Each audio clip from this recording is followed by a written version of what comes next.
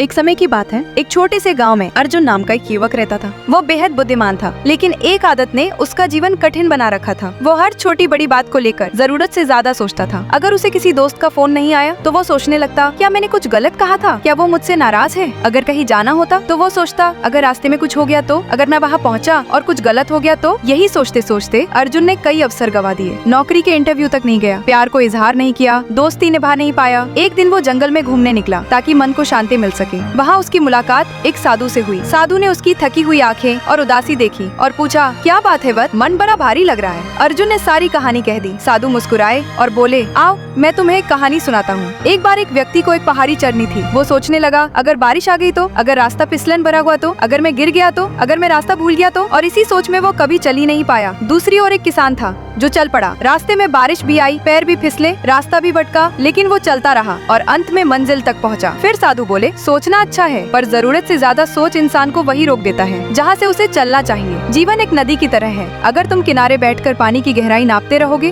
तो कभी पार नहीं कर पाओगे। उतरना पड़ेगा, भीगना पड़ेगा, तब जाकर रास्ता मिलेगा। अर्जुन की आंखें खुल गईं। उसने उसी दिन निर्णय लिया कि वो अब सोच में नहीं उलझेगा, बल्कि एक एक कदम आगे बढ़ेगा। धीरे धीरे उसका जीवन बदल गया।